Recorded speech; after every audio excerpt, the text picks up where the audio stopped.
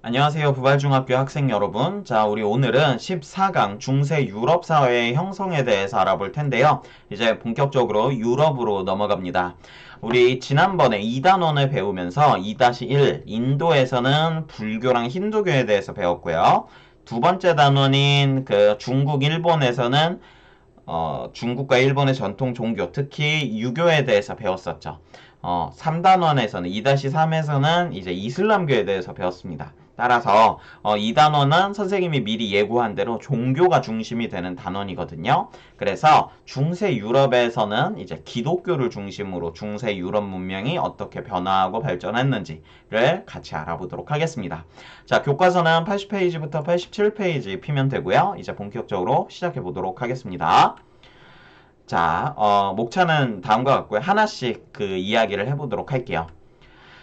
자, 중세사회의 시작을 보겠습니다. 우리가 1단원에서 이제 그 로마 제국을 마무리하면서 유럽을 마무리하면서 로마 제국이 이제 게르만족의 침입으로 멸망하는 것으로 이제 끝을 맺었습니다. 이제 거기서부터 시작을 하는 겁니다. 이 당시에 훈족이라고 하는 이 유목민족이 원래 게르만족이 살고 있었던 북유럽, 동유럽 지역을 강타하게 됩니다. 그러면서 이제 게르만족이 이 훈족의 침입을 피해서 대이동을 실시하게 되는데요. 마침 이 당시에 로마 제국은 두 개로 분열되어서 특히 서로마 지역의 경우에는 굉장히 불안정한 상태였습니다. 따라서 이 게르만족은 순조롭게 서로마 제국을 침공해서 이 지역에 자리 잡게 되고요. 이 과정에서 서로마 제국이 멸망하게 되었습니다. 훈족이 쳐들어오고 그 피난민으로서 게르만족이 쳐들어오고 이 게르만족에 의해서 다시 로마 제국이 멸망하는 이 엄청난 혼란 속에서 이 혼란을 수습하고 질서를 회복한 것은 바로 교회였습니다. 이 당시 그 로마 제국 전역으로 퍼져 있었던 기독교 교회는 교회 교단을 중심으로 해서 이 혼란을 수습했고요. 게르만 왕국들의 왕들과 교섭을 벌여서 이 로마인들을 보호하는 데 성공했습니다. 이거는 게르만 국왕들한테도 되게 도움이 되는 것이었는데, 왜냐하면 게르만 왕국들은 기본적으로 좀 야만족이라 로마 제국과 어떤 이 로마 제국을 파괴할 수는 있어도 로마 제국을 통치하지는 못합니다. 그렇기 때문에 이 게르만 왕국들 그리고 교회가 연합을 해서 이제 게르만 왕국들이 이 지역을 점령하되 교회를 존중하는 그런 문화가 만들어졌고요. 특히 이것을 주도했었던 것은 이제 로마 대주교였고요. 로마 대주교는 이런 혼란을 수습한 뒤 스스로를 교황이라고 부르면서 로마 제국은 없지만 이제 서유럽 지역에 내가 임시 황제로서 이 지역을 다스리겠다. 종교적으로 다스리겠다. 라고 하면서 이 서유럽 세계의 지도자가 되었습니다. 이것을 우리는 로마 카톨릭이라고 하고요. 로마 카톨릭의 가장 핵심은 교황을 어떤 종교적인 지도자로 이제 인정하고 교황의 지도를 따르는 것이 이제 로마 카톨릭의 가장 큰 특징입니다. 이 카톨릭이라는 것 자체가 약간 보편이라는 뜻을 가지고 있습니다. 그러니까 서유럽이 여러 왕국들로 나뉘어져 있고 통일되어 있지는 않지만 그럼에도 기독교로서 하나다라는 뜻을 가지고 있는 것이죠. 자, 이렇게 중세의 서유럽 지역은 카톨릭 교회와 교황이 중심이 되어서 혼란을 수습하고 질서를 만들어가기 시작합니다. 반면에 동쪽은 게르만족의 침공을 좀 덜 받기도 했고요. 약간 로마 제국이 여전히 건재한 지역이었습니다. 따라서 동로마 제국은 이 혼란에서도 생존하였고 동로마 제국은 여전히 황제가 중심이 되는 교회, 황제 교황주의를 강조하게 됩니다. 이거는 비잔티움 제국을 할 때 좀 더 자세하게 알아보도록 하겠습니다. 자, 이렇게 여러 왕국들이 들어선 가운데 그 중에서도 가장 성공한 게르만족 왕국은 바로 프랑크 왕국이었습니다. 프랑크 왕국은 프랑크족이 세운 왕국이고요. 프랑크족은 원래는 로마 국경지대에 살았던 게르만족입니다. 그래서 이게 좀 독특한 게 게르만족의 대이동이라고 하지만 프랑크족은 거의 이동하지는 않았습니다. 사실상 기존의 영토에서 약간 영토를 확장하는 개념으로 프랑크 왕국을 형성해 갔고요. 또한 로마 국경지대에 살았기 때문에 그 이전부터 로마인들과의 교류가 많았고 빠르게 기독교로 개종을 하면서 이제 로마인들과 조화를 이루면서 빠른 속도로 성장할 수 있었습니다. 이게 원래 게르만족은 오딘이나 토르 같은 북구 신화에 나오는 신들을 섬기거든요. 그런데 이 믿음을 이제 버리고 빠르게 기독교로 갈아탄 것이 이 프랑크 왕국의 성장 배경 중에 하나였습니다. 프랑크 왕국은 이제 여러 걸출할 인물들을 배출하게 되는데요. 대표적인 인물이 먼저 카롤루스 마르텔이 있었습니다. 카롤루스 마르텔은 사실은 왕은 아니고요. 궁제라고 해가지고 재상이었습니다. 그런데 이제 그 실권을 모두 가지고 있는 그런 재상이었고요. 카롤루스 마르텔은 이 당시 이슬람 세력이 확장하면서 유럽 세계로 이제 우마이야 왕조가 쳐들어오는데 우마이야 왕조 배웠죠? 이 침공을 방어하는 역할을 하였습니다. 이 전투를 투르 푸아티에 전투라고 하고요.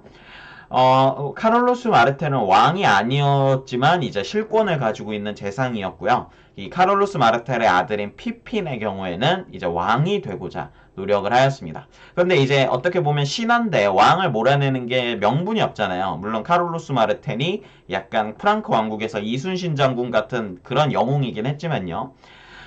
자, 그래서 어떻게 하냐면 피핀 3세는 여기에 교황을 끌어들입니다. 피핀 3세는 프랑크 왕국 남쪽에 있었던 롬바르드 왕국을 정복하고 이 땅을 교황에게 기증하게 되는데 이게 교황령이라고 해서 이제 교황이 어느 정도의 땅을 가지게 되고요. 이게 나중에 막 바티칸으로 연결됩니다. 바티칸 시국이라는 곳으로. 어쨌건 이렇게 땅을 주니까 교황 입장에서는 너무 고맙겠죠. 그래서 교황은 이 피핀이 합법적으로 왕이 되는 것을 교단 차원에서 지원해주게 되고요. 이제 교회의 지원을 받았으니까 이 피핀은 이제 왕이 될 수 있었습니다. 자, 이 피핀 3세의 아들이자 이제 프랑크 왕국을 그 전성기로 이끌었던 사람이 바로 샤를마뉴입니다.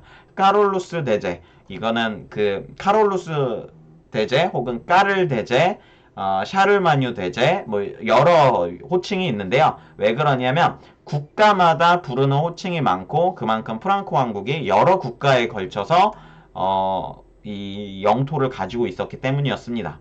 샤르마뉴 대제는 프랑크 왕국의 영토를 거의 2배 가까이 확장하게 되고요.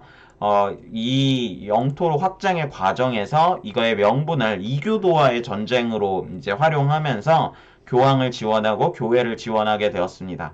이렇게 되니까 당시에 동로마 제국의 압박을 받고 있었던 교황은 샤르마뉴 대제를 서로마 제국의 황제로 즉위하고 서로마 제국의 부활을 선포했고요. 그렇게 되니까 이제 동쪽에 있었던 원래 진짜 로마 제국인 동로마 제국, 비잔티움 제국과 대립하게 되었습니다. 자, 이렇게 프랑크 왕국이라고 하는 나라는 그 태생부터가 굉장히 카톨릭과 연관되어 있는, 교회와 연결되어 있는 왕국이었고 또 그런 왕들이 대대손손 이어져 왔습니다. 이게 중세의 가장 큰 특징입니다. 자, 이렇게 교회와 왕이 연합한 그런 정치 체제가 만들어졌고요. 특히 이 샤를마뉴 대제 시절에는 프랑크 왕국이 여러 국가들을 모두 이제 포함하게 되었는데요. 프랑크 왕국은 이후에 분열하게 되는데 서프랑크, 중프랑크, 동프랑크로 나뉘어지게 됩니다. 그게 각각 오늘날의 프랑스, 이탈리아, 독일로 발전하게 돼요. 또 사실 따지고 보면 에스파냐, 그러니까 스페인 역시도 기원을 따지면 이 프랑크 왕국까지 올라갈 수 있습니다.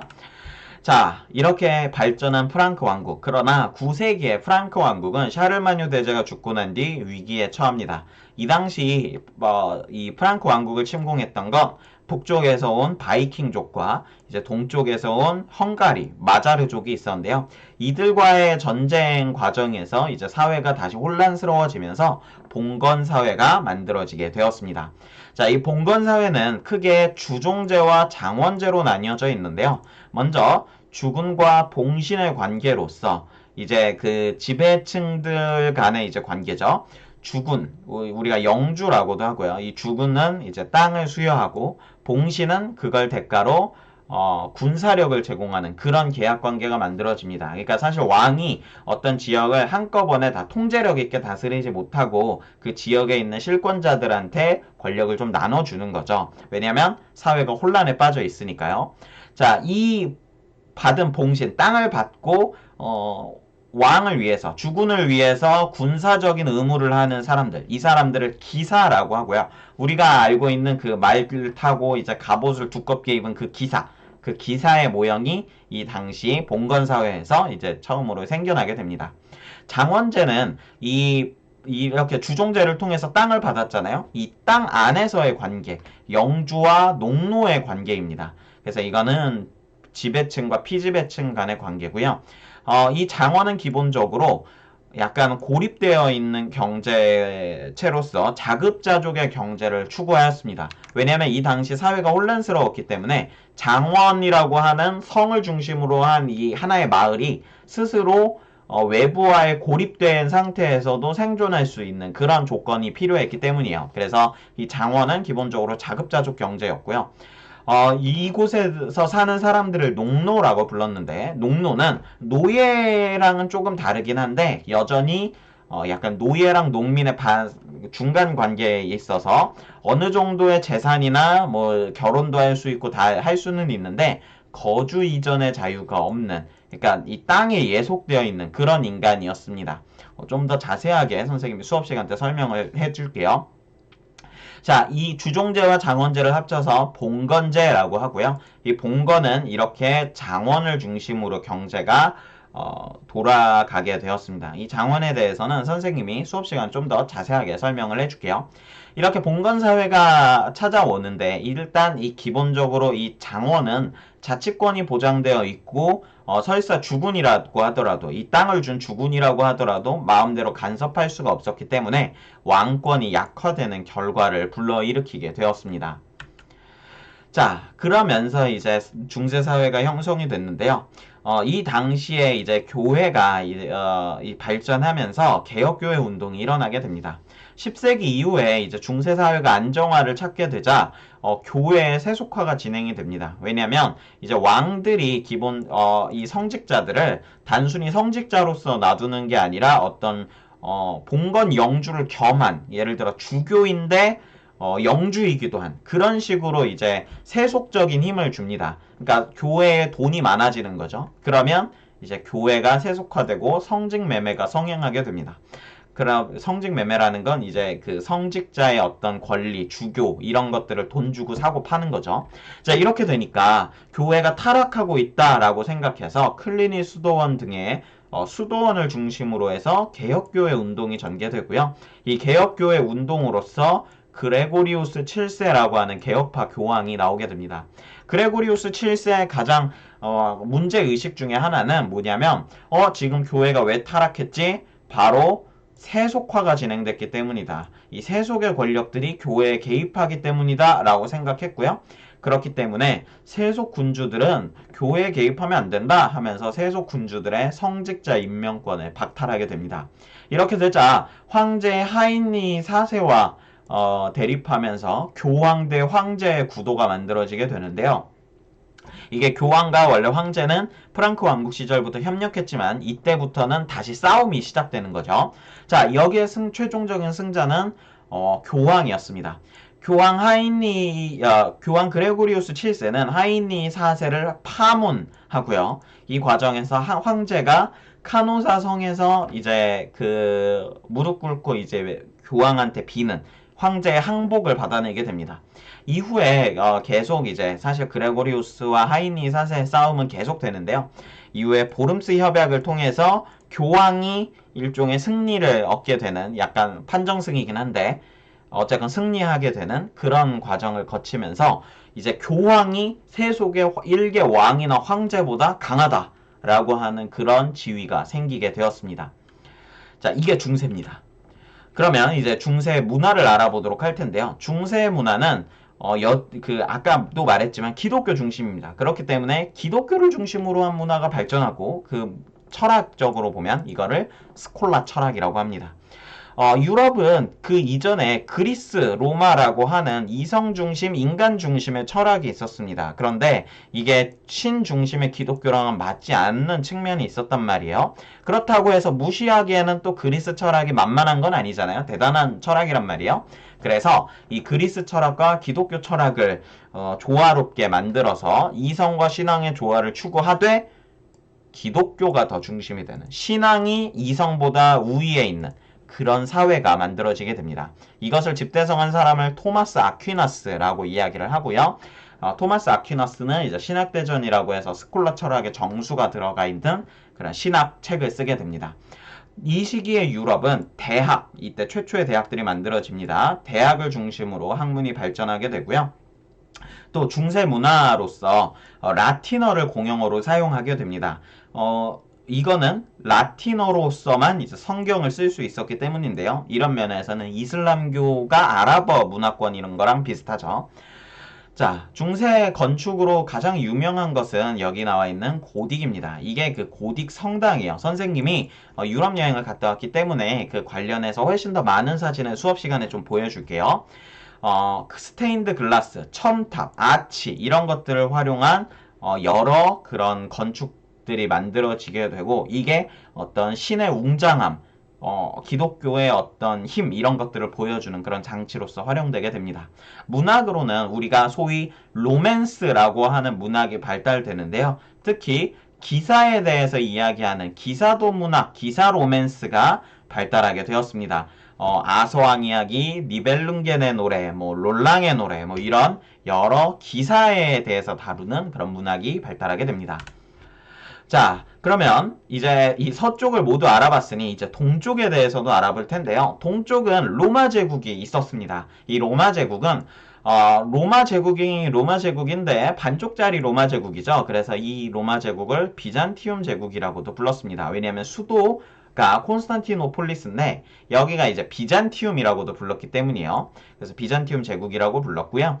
동로마 제국의 황제는 사실 로마 제국의 정통 황제죠. 이 황제는 교황을 겸직했습니다. 이제 서쪽은 로마 제국이 멸망했으니까 교황이 있는 건데 동쪽은 멸망하지 않았잖아요. 그래서 이제 황제가 교황인 황제 교황주의를 주장하였습니다. 그래서 황제가 교회의 지도자였습니다. 비잔티움 제국은 동서무역으로 이제 서유럽과 이 동방을 잇는 무역으로 발전했고요. 이슬람이 이제 성장하면서 위기를 맞기도 했지만 1000년에 가까운 시간 동안 이슬람의 침공을 방어하면서 유럽의 어떤 방파제로서의 역할을 하였습니다. 이 비잔티움 제국이 가장 전성기였던 시절은 이제 6세기 초 유스티니아누스 황제 시절인데요. 이 시절에 비잔티움 제국은 일시적으로 서로마 제국의 영토를 탈환합니다.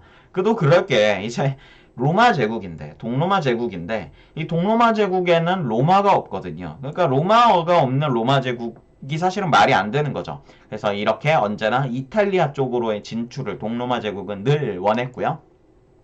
이 유스티니아누스 황제 시절에 이걸 일시적으로 달성하고 또 유스티니아누스 법전을 편찬하기도 하였습니다. 비잔티움 제국, 로마 제국, 동로마 제국은 11세기 이후에 자영농이 몰락하고 이제 대토지를 보유한 이 사람들, 귀족들이 이제 빈부격차가 늘어나면서 쇠퇴하게 됩니다.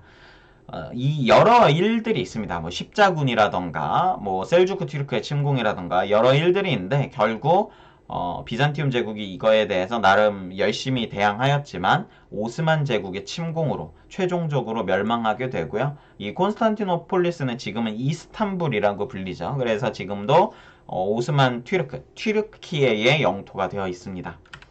자, 비잔티움 문화를 알아보도록 하겠습니다. 서유럽의 문화, 서유럽 중세 문화가 라틴어를 중심으로 하는 것이었다면, 그리고 카톨릭을 중심으로 하는 어떤 문화였다면, 비잔티움 문화는 그리스 정교를 중심으로 하는 문화입니다. 그리스 정교는 로마 카톨릭과 구별이 되고요. 황제 교황주의를 어떤 기본으로 삼습니다. 그래서 쉽게 말하면 교황을 따르지 않습니다. 기독교이기는 한데, 그래서 이걸 그리스 정교라고 하고요. 성경을 주로 그리스어를 이 성경으로 사용하기 때문에, 그리스어 성경을 사용하기 때문에 그리스어를 공용어로 사용하였습니다. 비잔티움 제국은 돔과 아치, 그리고 여기 나와 있는 이게 모자이크거든요. 점으로 쭉쭉쭉 다 찍어가지고 만든 거예요. 이 모자이크를 활용한 비잔티움 양식이라는 독특한 양식을 활용하였고요. 대표적인 건축물이 우리가 같이 볼 텐데 성 소피아 대성당이 있습니다. 유스티니아누스 법전을 만드는 것처럼 이 로마 제국 아니랄까봐 이제 법학에서도 뛰어난 능력을 보였고요. 비잔티움 제국은 그리스와 로마의 문화를 보존하면서 이제 이후에 동유럽 문화, 러시아나 막 루마니아, 뭐 이란, 우크라이나 이런 동유럽 국가들의 기반이 되었고요. 또 이탈리아 르네상스에도 영향을 주었습니다. 비잔티움 제국이 멸망하고 난 뒤 피난민들이 모두 이탈리아로 피난을 갔거든요. 자, 그러면서 이제 비잔티움 제국 역시도 중세에서 아주 중요한 왕국이라고 할 수 있겠습니다. 자, 그러면 강의가 길었는데 이제 활동지를 본격적으로 보도록 하겠습니다.